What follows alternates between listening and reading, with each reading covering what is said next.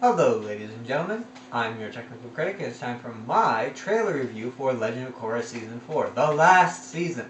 Not just of Legend of Korra, but possibly of Avatar ever. Because, as you know, Michael and Brian have said they're burned out, they cannot do it anymore. Does this mean that we're not going to get any more Avatar? Possibly, but it's such a cash cow for Nickelodeon. You never know. You never know. Someone else could step in and write it. Hopefully someone else comes in and steps in and writes it, because there are plenty of talented writers out there who would be perfect for this particular series. Especially with just the wealth of mythology going all the way back to the first Avatar. And even before then, the universe is packed.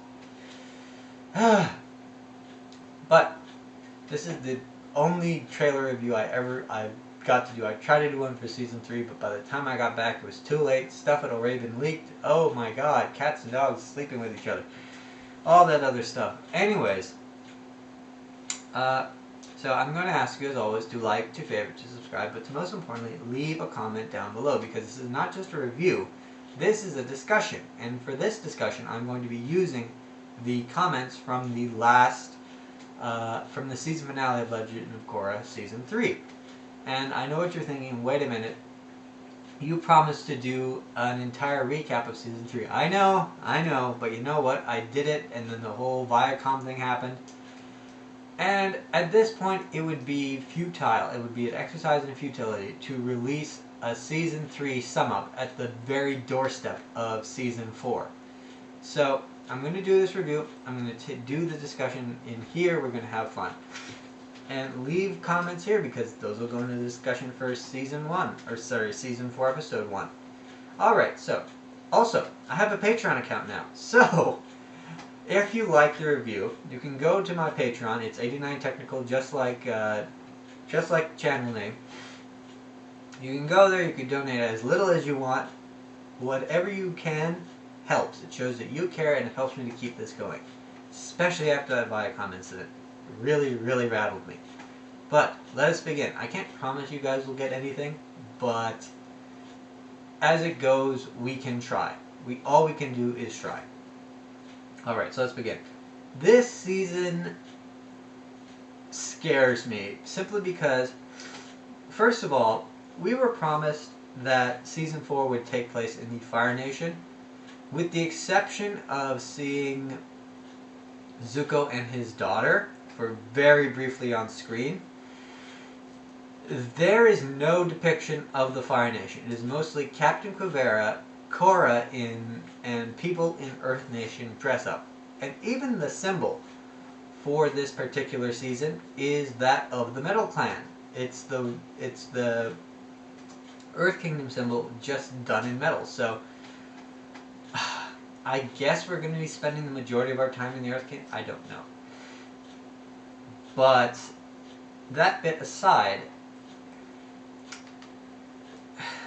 this season, look, I have my qualms simply because, let's look at it this way. Between Season 2 and Season 3, there are November, December, October.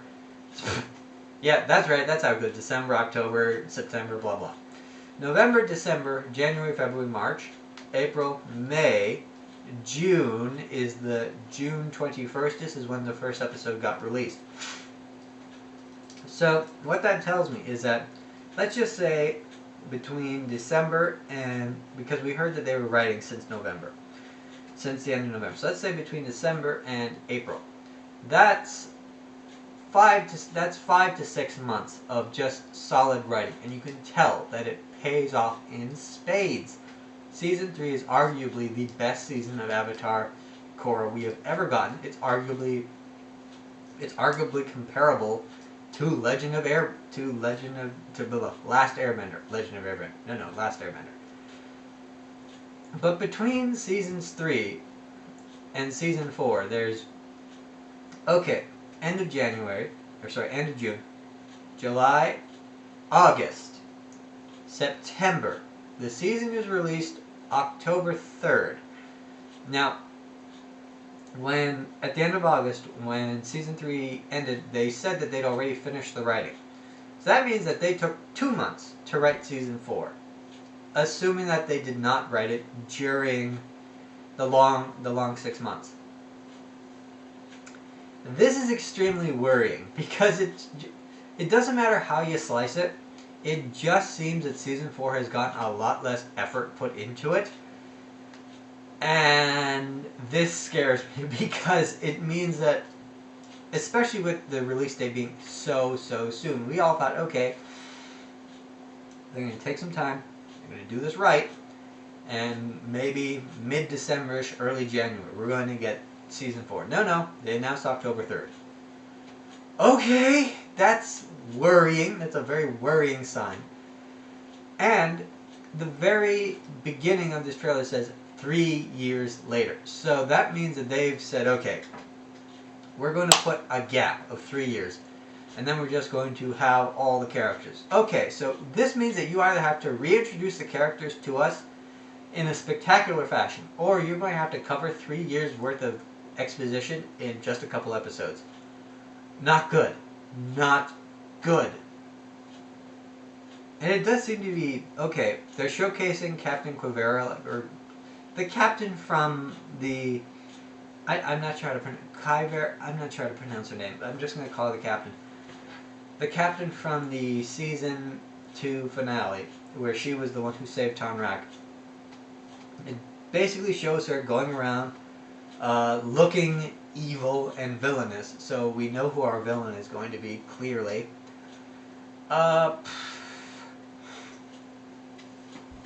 Like, we see that Korra and everybody seems to have changed their hair. So, oh wow, that was, seeing Korra with short hair is like, no! Also, putting it 3 years in the future is a good way to skip any relationship that might have happened in that 3 years. So, Korrasami shippers, be afraid. Be very, very afraid. This could end in just pure disaster. The trailer didn't give us much. I will say that. It was mostly what looked like fight scenes, hopefully scattered from throughout the entire trailer. And the ending. Oh my god, the ending. I actually had to go back and watch it a second time because someone said, everyone was busy raving about the ending. I'm like, what's so special about the ending? It just announced the date. And apparently I clicked off a second too soon because there's a scene at the very end where Korra is there. She's got like a kind of a black eye. And it looks like she's been traveling through the spirit world because that's what a lot of this trailer is. It's a lot of fighting and it's a lot of her in the spirit world. And it basically shows her going, my god, Toph, is that you? And the second I heard that, I thought, oh my god, you guys are so patronizing. They're doing the same thing that they did with Season 3. They're bringing back old characters just as cameos so that it gets people interested and be like, oh my god, what's going to happen? We gotta watch until this particular part happens. No, I mean, look. Zuko showed up in the Season 3 trailer, right? We thought he was going to be a major part. No. He was briefly there for a couple minutes to show, yep, Zuko's an old man. He's not the powerful firebender he used to be. He has a dragon, but we're not going to tell you the backstory behind that. They didn't tell us the backstory behind a lot of things. Like there's whole sets of episodes that could be set up just with some of the stuff that they told us in Season 3. How did Zuko get his dragon? How did they capture all of these super powerful benders? Pai Li, who the heck did she work for before she was rescued by Zahir? I mean, they have a one-line where it's like, if you hadn't rescued me from that warlord, I'd probably be dead. You can't just leave that! You cannot just tell us that and then walk away! What the hell?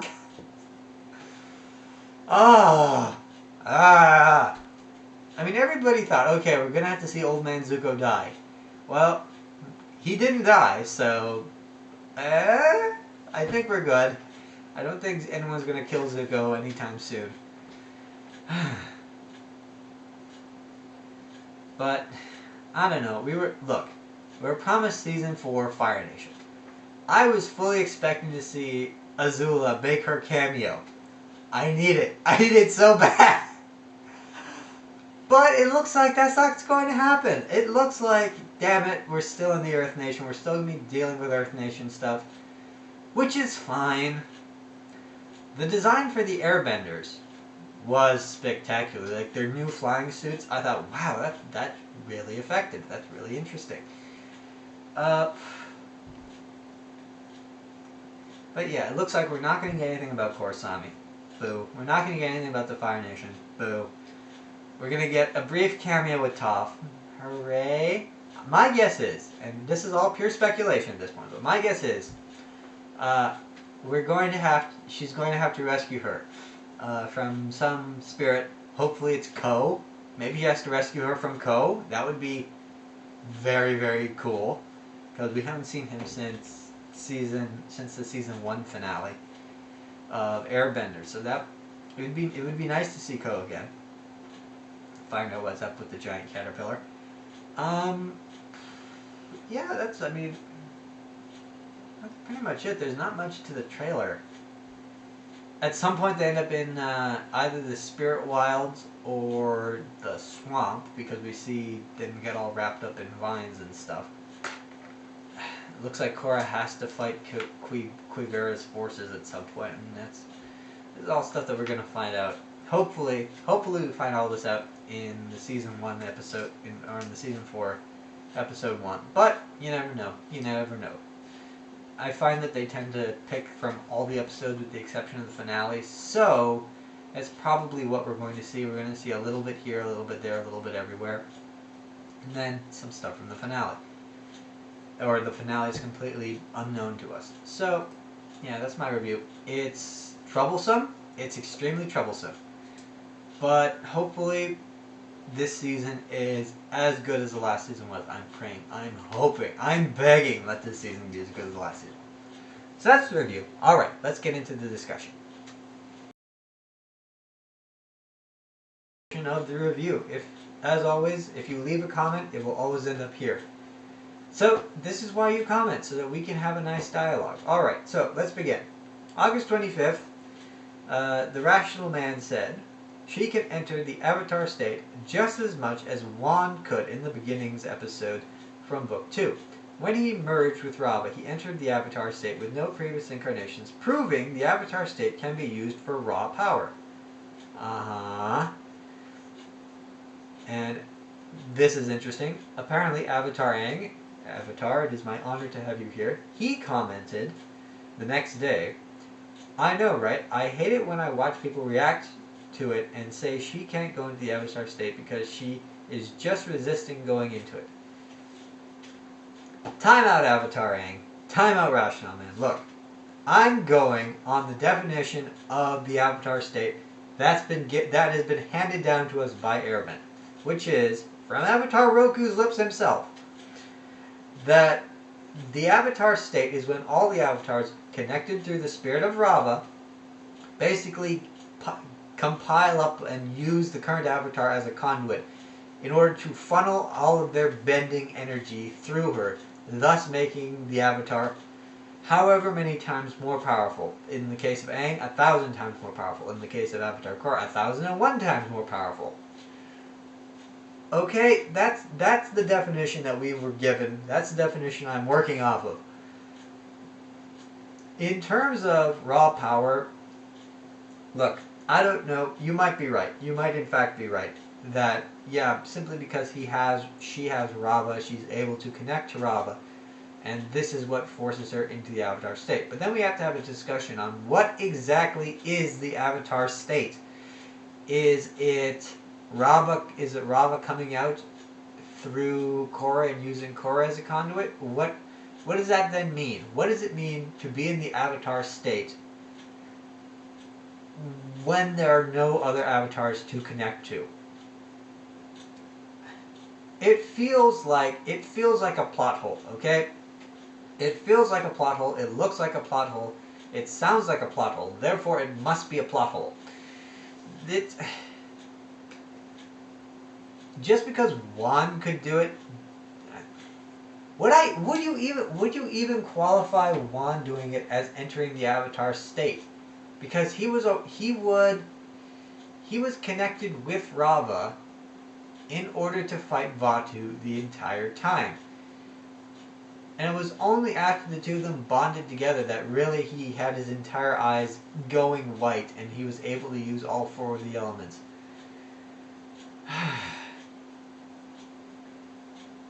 See, this is a confusing issue, and this is why I enjoy talking about it with you guys.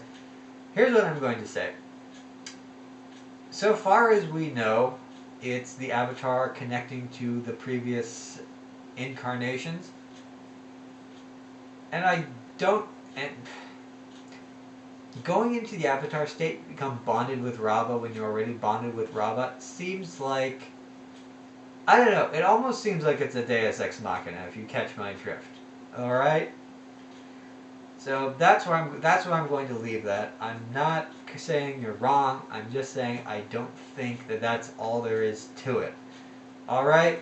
So if you can support your argument a little bit more, I'd be happy to read it. Okay. Moving on. The next comment comes from Marsh 800. And I say Marsh, not March, because he's got an E at the end of Marsh before he puts 800. He's got two comments. The first one is, he isn't spiritually pure of heart, he's just detached, quite literally, from the world. Zahir does not care about the no-killing rule of air nomads. Well, there's two things there. I don't think he's quite detached from the world. I mean, let's look at it this way. When Zahir gets his foot caught in the ice, that Avatar Korra wraps around when she catches him and is about to, give him the royal beatdown before the poison takes over. He is literally falling out of the sky. Now, we can't say that it's from the weight of the ice because that block of ice cannot weigh more than Korra did when he picked her up and started to fly off with her. So, it's not the weight of the ice. So clearly he's doing some kind of air bending out of his hands and out of his feet, which is what allows him to be able to go up in the sky. So I do think that the idea of being carefree about the world and detaching yourself is part of it, but I also think that there is some form of airbending going on there, even if Guru Lahim and Zahir did not know it. We also have to remember Zahir, and this is almost canonical, Zahir went and spent 13 years in the Spirit Library researching airbending. It might be that he was simply practicing and practicing and practicing his airbending, using the idea of Guru Lahim being detached from the world as a focus that allowed him to hone his skill to the point where he was able to fly. I mean, that seems to be the best plausible explanation. I mean, does it actually have to be that he's completely detached from the world? I don't think so, because he just saw his girlfriend get killed. I mean, good way to turn a negative into a positive, but it's watching someone die, especially someone you love, doesn't detach you from the world. It simply makes, I mean, at least for most people, it doesn't detach you from the world. You have to be a real cold person in order to be able to completely compartmentalize that into okay, she's dead, moving on. I don't know, guys. I don't know. And as for not caring about the no-killing rule for air nomads, okay, fine, he doesn't care about the no-killing rule, but you know what? He also was never an air nomad. He was a martial artist who was perfectly fine with killing people before that, so I guess that in obtaining airbending, he just took that as an extent, as another weapon he had. So yeah, you're right, he doesn't care about the no killing rule of the air nomads because he's not an air nomad. He simply is not. I mean, we even hear that when he talks to Tenzin, he's like, it's good to finally meet a true airbending master. He wasn't mocking him, he was being sincere. Zahir, despite his skill, knows that he's not an airbending master. And it's clear because, let's face it, Tenzin would have kicked his ass if not for the other three getting involved. And I was so mad when that happened. I'm pretty sure everybody else was too. Alright. The next one is from Ryan Brannigan. he says, actually, platinum can be very strong and weigh 60% more than carat gold. This is true. Platinum can be very strong. However, in its purified form, platinum is particularly malleable and extremely brittle. It has the hardness of iron, the malleability, or I should say the ductility of gold, but is brittle to it's extremely brittle. So when you hit it with anything, like with, as long as it's something that's has enough force behind it, it will crack and it will break. It's not particularly malleable. So, and it is fairly soft. I mean, after gold, it's not the softness of gold, it's not the softness of silver, it's not even the softness of copper, but if you bite any of those three, you'll put a dent in it. The same thing is true with pure platinum or pure iron, because pure iron is extremely soft.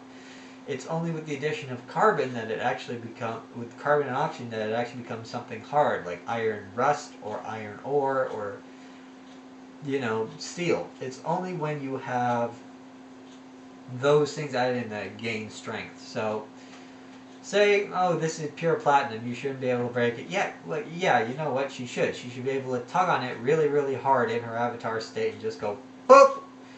Broken, which she does eventually, but you know what? At the time where she's in severe danger of being captured, I think that would have been a good time as any to, I don't know, activate your earth bending and go bam right into that.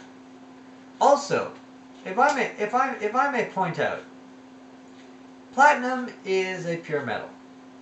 And I've pointed this out before. Platinum is a pure metal. However, so is mercury. So if mercury can be bent not only into the avatar, but out of the avatar, platinum can then be bent. I'm not buying this bullshit. Platinum can be bent. Mercury is probably more pure than platinum, because you could get 100% pure mercury.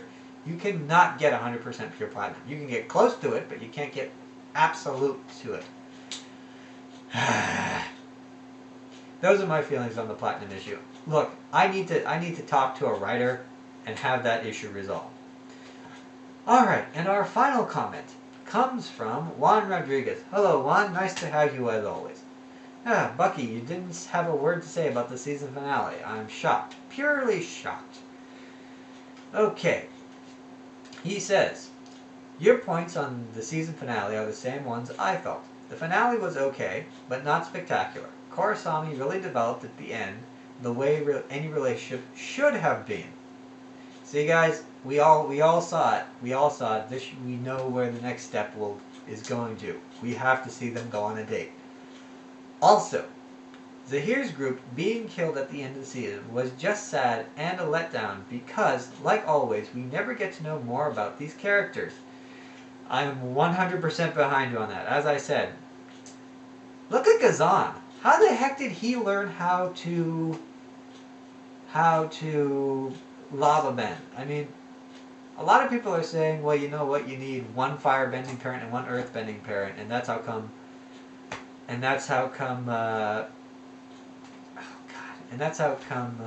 Bolin is able to do it. Well, first of all, you know what, it might be true. It might be true, I'm not going to say it isn't, but it means that you have to have an airbender gene and a firebender gene in order to be a combustion person. So, maybe it's true, I don't know. Maybe that repressed gene came down to the combustion man and that's how come he was able to do that special kind of bending. Anyways. Gazan was beginning to have character when he spoke to Bolin at least for a short time. Again, you're completely right. And here's what I feel. Gazan's not a bad guy. I think that he's in with the wrong crowd, but I do not think he's a bad guy. If the two of them had gotten together, I think that they would have had an awesome spin-off adventure. That's honestly what I feel. But Gazan did not want to go back to prison. I completely understand that, so he killed himself. Oh well. Speaking of Zahir's ability to fly is not a deus ex machina. I never said it was. But Bolin's son lava bending is Deus Ex Machina bullshit without a doubt. Well, look, people were busy predicting he's gonna metal bend, he's gonna metal bend. The twist was that he could then lava bend. It's not a Deus Ex Machina, but again, it's not something that can be easily explained away. He tried it, it happened. Okay. The question is, how do we move on from there? Jinora, being Jesus, is no surprise since the writers overpower this character by giving her the airbender tattoos. Zahir should have had those, by the way, since he's the second airbender to fly. Well, Zahir's not exactly an air nomad, so no, he doesn't get thing. We never get to see more about Guru Lahim since Zahir mentions him a lot. Look, in terms of Jinora, I don't care anymore. It has happened so much to the point where I honestly do not care anymore. Go ahead, give Jinora the power to fly. Give Jinora the power to spirit bend. Give Jinora whatever she wants. I don't care. To me, she's just a tool for the writers to be able to go, okay, this is how we solve a problem. That's it. That is purely it. And yes, I was hoping we would see a lot more about Guru Lahim, but as always, that's just side stuff that they alliterate to, but they never actually tell us about. Okay. I was disappointed that we never got to see the supposed new villain I was betting to appear. I don't know who will be the next bad guy in Season 4, unless you want to count Zahir being captured, but that's just like Asami's father, we might not see him again. Well, I can tell you who the villain will be. It was Captain... what's her name? The one who we saw bandage up Tanrak in the very near end of Enter the Void. Yeah, she's going to be the villain. These guys do not waste screen time unless... well, they do waste screen time. But in Season 3, they did not waste screen time on mostly frivolous stuff. So saying who she was... yeah, that was an allusion to, yeah, she's going to be a big part of the next season. And looking at this trailer, well, it's obvious. She is the big bad. She's going to be the big bad for this season. And, oh well, hopefully she's a good villain. I cannot call it yet. Anyways, the season finale was okay, and hope to see the final chapter of this series. I won't be surprised if Korra, when she gets her groove back, will end up with Mako again for some bullshit reason. Well, I don't think she's going to end up with Mako again, simply because he burned that bridge quite a bit. Looking at the trailer, I didn't see anything that was particularly love triangle-y, so worry not, we might still be going with characters, but then again, this was only written in 2 months. Who knows? Who knows what bad thing they could be planning on bringing back. Alright, so that was the review, and that was the discussion. As always, I hope you found this interesting. Like, favorite, subscribe. If you want to be part of the discussion, leave a comment, and I guarantee you will be in the next video. It is a 100% guarantee. There's never been a time where it did not happen. I promise you, it will occur. Alright, so, I will see you in the Season 1. Season 1. Why do I keep saying Season 1? I will see you in the Season 4, Episode 1 review.